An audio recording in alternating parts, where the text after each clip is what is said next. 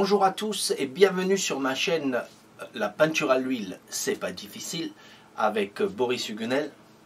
Et aujourd'hui, je vous donne cette petite vidéo par rapport à des demandes qui ont encore été faites sur les couleurs, sur la peinture que j'utilise, les couleurs que j'utilise pour le plein air. Puisque en plein air on ne veut pas se promener avec plein de tubes, on veut être le plus léger possible, avoir un minimum. Donc j'ai décidé de reprendre une de mes anciennes vidéos et de vous remontrer un petit peu ce que j'utilise comme couleur et le mélange, pourquoi, etc. S'il y a des questions par rapport à ça, laissez-les dans le commentaire. N'oubliez pas de vous inscrire et de cliquer cette cloche et également de partager ces vidéos. Voilà, et bien écoutez, je vous laisse découvrir cette vidéo et je vous retrouve à la fin. On se retrouve avec une vidéo questions-réponses et pour cette vidéo, nous allons répondre à une question. Donc, quelle couleur est-ce que j'utilise, ou quel mélange de couleurs pour mes peintures plein air. Alors je vais rapprocher la caméra et puis on va parler des couleurs et on va donc également parler de pourquoi j'utilise cette formule. Nous voilà avec les couleurs. Donc en plein air, j'utilise une palette un peu limitée, mais une palette donc qui va très bien pour les peintures de paysage, les peintures plein air. Alors j'utilise une couleur transparente et une couleur opaque. Et je vais vous expliquer pourquoi. Alors les couleurs que j'utilise à chaque fois est le bleu outre-mer, qui est une couleur transparente. Le bleu céruléen, qui est donc une couleur opaque.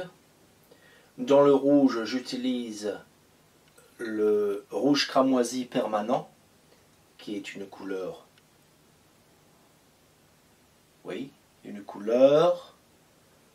allez, je sais que vous savez, c'est une couleur transparente. Et ici, j'utilise un rouge vénitien ou un rouge léger, ça dépend, les deux rouges sont très similaires, donc qui est une couleur opaque. J'utilise pas de rouge, à moins d'avoir un tracteur ou quelque chose de vraiment rouge foncé. J'utilise pas de rouge de cadmium dans mes paysages. Généralement, on n'en a pas besoin. Ça va très bien pour reproduire tous les tons bruns, rougeâtres que l'on voit dans la nature. Ensuite, dans les jaunes, j'utilise une terre de sienne naturelle, qui est une couleur transparente. Puis nous avons un jaune de cadmium moyen, couleur opaque. Et souvent je mets donc un jaune ocre ou un jaune de Naples, qui est plus clair que le jaune ocre. Mais le jaune ocre, ça va très bien. Ces deux couleurs-là sont des couleurs opaques. Ensuite ici, j'ai de la terre de sienne brûlée, qui est semi-opaque, semi-transparent. Voilà. Mes deux couleurs ici sont ce que j'appelle des couleurs de confort. Donc on n'est pas obligé de les avoir sur la palette. C'est un vert, soit un vert de vessie, soit un vert comme celui-ci, un vert olive. Et puis j'ai un cobalt violet. Dernièrement, j'aime bien utiliser le violet dans mes peintures. Donc comme on va en faire un. Mais bon, comme j'en fais souvent, ça revient souvent, il est plus facile parfois d'avoir donc la couleur déjà mélangée, sortie du tube. Et j'utilise un blanc, un mélange donc de zinc et de blanc de titane, voilà. Donc voilà pour les couleurs qu'on utilise. Maintenant, pourquoi est-ce que les couleurs sont étalées de cette façon? Je les étale toujours de cette façon sur ma palette. Alors, oubliez donc ces deux couleurs pour l'instant. On va se concentrer sur celle-ci. Pourquoi je les mets comme ceci sur ma palette? Eh bien parce que je n'ai même pas besoin de connaître le nom de mes couleurs lorsque je fais mes mélanges. Je vais toujours automatiquement aller dans les couleurs transparentes pour faire mes mélanges. Et mes couleurs secondaires opaques sont là uniquement pour donner plus de luminosité à ma couleur. Alors je me concentre toujours sur mes 3 couleurs transparentes d'abord. Je vais vous faire un exemple donc. Si je veux un noir, donc on en a déjà parlé, on peut mettre du noir sur la palette. Des fois j'utilise donc du noir ivoire. Néanmoins, en plein air, je ne mets pas de noir, je me fais mon noir moi-même et on retrouve un noir beaucoup plus organique, beaucoup plus sympathique qu'un noir sorti du tube. Également le fait de le faire soi-même, on peut gérer donc sa saturation, sa value, et on peut également la couleur, on peut la faire plus froide ou plus chaude. Ce qu'on ne peut pas faire si on utilise un noir sorti du tube. Donc, j'utilise mon bleu outre-mer, ici, on va commencer ici, un peu de bleu outre-mer, et la terre de sienne brûlée. Ce mélange, on le voit clairement ici, me donne un noir. Alors selon si je mets plus de terre de sienne brûlée, ça va réchauffer, ça va me donner un noir plus chaud. Ou dans le cas contraire, si je mets un petit peu plus de bleu outre-mer, ça me fait un noir un petit peu plus froid. Donc ça dépend du résultat de ce que l'on veut faire, de la lumière ambiante, etc., etc. Donc si je veux un gris, tout ce que j'ai à faire, c'est rajouter du blanc. Et on se retrouve, donc on se fait notre gris. Voilà. D'accord, là on voit qu'on est un petit peu du côté froid. Voilà, donc si je veux le réchauffer un peu, et là donc je mets un gris un peu plus chaud que celui-ci. Donc là on a bien l'exemple, un gris un peu plus froid, j'ai rajouté un petit peu de terre de sienne brûlée, et on se retrouve donc avec un gris un peu plus chaud. Donc voilà pour mon noir. Ensuite, je vais nettoyer mon pinceau.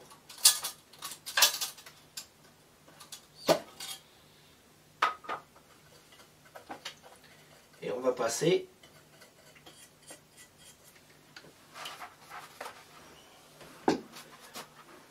au violet. Donc, lorsque l'on peint des ombres, lorsque l'on peint de la boue, partant de pluie, etc., le reflet,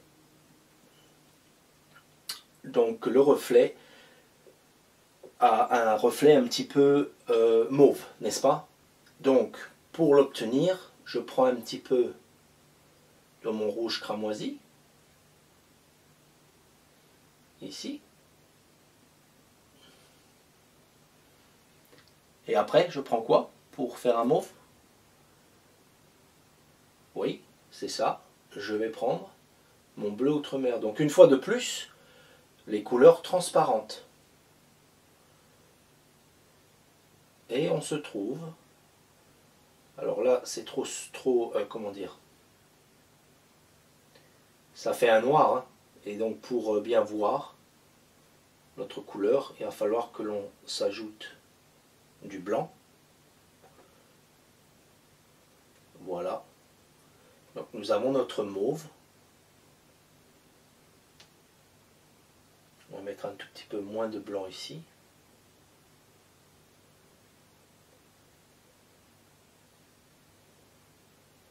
Nous avons notre mauve. Et là, sur le côté, j'ai mon mauve de confort. Hein, c'est pour vous montrer que voilà. Comme je l'utilise souvent, eh bien, parfois c'est bien d'avoir une couleur déjà mélangée, etc., etc. Bref, c'était une parenthèse. Voilà, donc j'ai mes mauves. Hein, et puis voilà. Une fois de plus, selon selon la couleur que j'ajoute, ce sera plus bleuté ou plus rosâtre.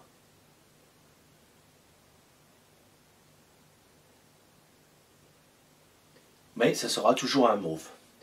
Donc voilà, j'utilise donc mes couleurs transparentes. Maintenant, pour mes verres que l'on retrouve dans la nature, eh bien je vais utiliser une fois de plus, devinez, je vais utiliser eh bien, mon jaune transparent avec mon bleu outre-mer.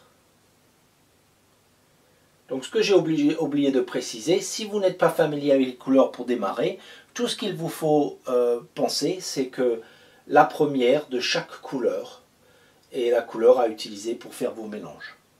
Les secondaires vont éclaircir, comme on voit là, on va voir maintenant. Donc ici j'ai un vert. J'ai un vert foncé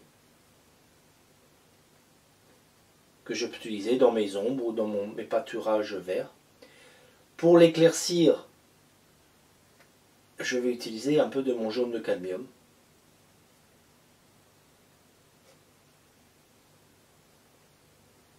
Voilà, et toujours un tout petit peu de rouge pour avoir un vert plus organique. Voilà, et là nous nous retrouvons avec un beau vert, un vert que l'on peut utiliser dans nos compositions, qui va très bien dans nos compositions de paysages.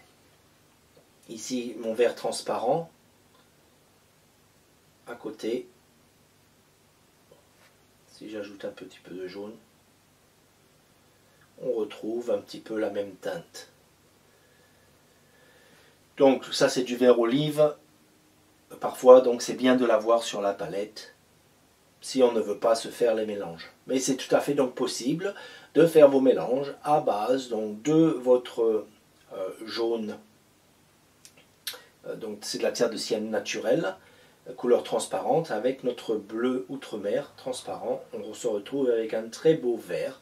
Et que si l'on veut l'éclaircir un peu plus, eh bien on rajoute un peu plus de jaune, etc. etc. Hein? Donc on se fait sa value là. On fait une value de vert,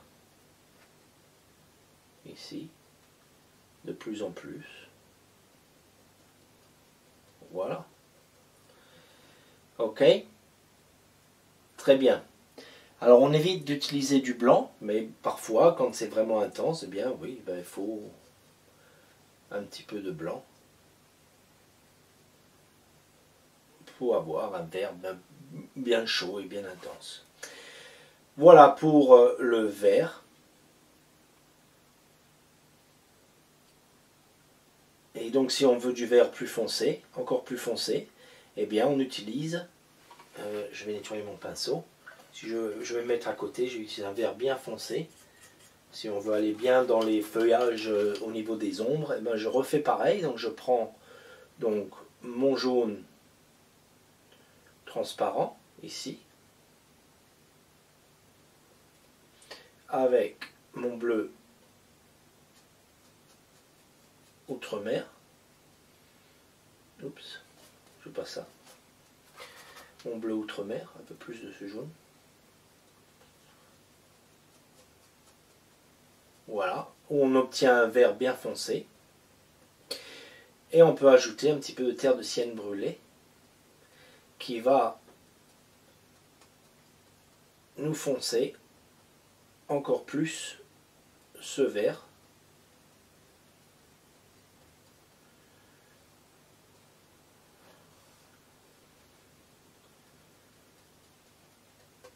Voilà. Là, on se retrouve avec un vert, presque un vert véridien en fait. Un vert bien foncé. Donc voilà. Ceci donc explique la palette et pourquoi j'utilise cette palette. Puisque, bien, dans une peinture plein air, une peinture de paysage ou marin, eh bien, vous retrouvez ces couleurs. Si donc je veux me faire un brun un peu plus foncé, eh bien j'utilise un petit peu de terre de sienne brûlée, ou je pourrais même utiliser du bleu, ou on va utiliser même un petit peu de bleu outre-mer, puis un petit peu de rouge cramoisi. Voilà, si je veux le foncer, eh bien, je rajoute du bleu outre-mer, et je me retrouve avec un brun bien foncé. Plus je veux le foncer, ben plus j'ajoute un petit peu de bleu. Et si ça devait tourner trop au bleu, ben on rajouterait une pointe de rouge, l'un des deux rouges, peu importe. Voilà. Donc avec ces couleurs, je peux trouver n'importe quelle couleur. Hein. N'importe quelle couleur sur la roue chromatique dans les peintures paysage. On peut se faire donc toutes les couleurs voulues. Voilà, et bien voilà pour ce petit tutoriel. Donc je vous ai expliqué donc les couleurs et pourquoi. Alors vous pourriez mettre un 1 ici, 2, 3, vous pourriez les nommer si vous voulez. Les numéroter, je veux dire, si vous avez du mal à retenir le nom des couleurs. Et juste à savoir que vous utilisez toujours les couleurs transparentes en premier.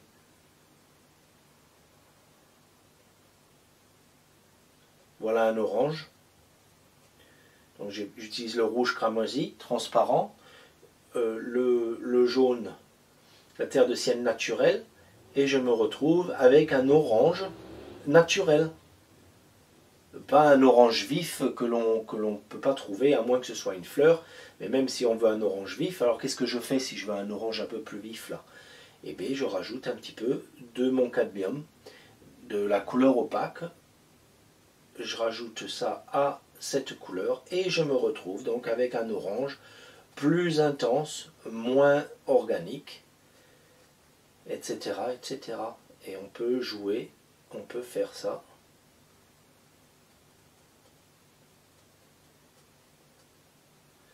Voilà.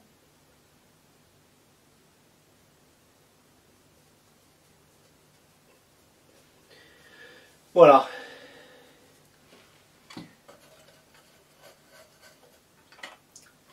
À chaque fois que vous voulez foncer une couleur, juste une dernière idée, vraiment dernière idée, à chaque fois que l'on veut foncer une couleur, eh bien on revient sur le principe numéro 1. La première couleur avec la dernière couleur nous fait un noir. Première et dernière nous donne un noir.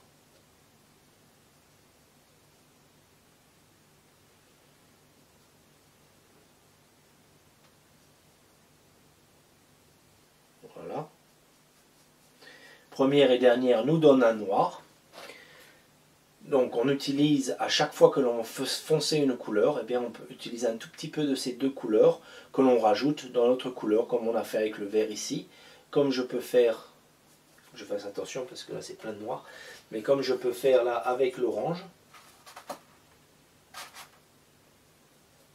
je veux le foncer, j'ajoute un petit peu de ça, et ça va foncer notre orange. Si je veux foncer donc notre vert, comme on va foncer notre mauve ici, je rajoute un petit peu de mon noir. Et ça va automatiquement foncer ma couleur. Pareil pour ici, etc., etc. Ça va me foncer ma couleur. Voilà, facile. C'était assez simple. Donc voilà une très bonne palette pour la peinture plein air. Voilà pour cette petite démonstration. Elle est déjà dans ma liste en fait, mais beaucoup d'entre vous ne semblent pas arriver à surfer sur ces vidéos et à retrouver des anciennes vidéos. Donc je me suis dit, je vous remets le plus important hein, pour vous faciliter un petit peu la tâche de mélanger les couleurs quand vous êtes en plein air. Voilà, donc prochainement, eh bien, on fera une vidéo, une copie sûrement, ce sera sur Édouard Sigaud dans la méthode impressionniste. Donc ce sera une vidéo à venir donc la semaine prochaine. Voilà, et je vous remercie d'être resté avec moi. Comme je le disais, n'oubliez pas de donner un petit like, de cliquer la cloche et aussi de vous inscrire pour ceux qui n'ont pas été encore inscrits et aussi de partager. Hein, cela m'aide à agrandir donc cette chaîne et donc ce sera très sympathique de votre part si vous pouvez me rendre ce petit service. Voilà, et bien écoutez, je vous souhaite une bonne peinture et à très bientôt. Au revoir.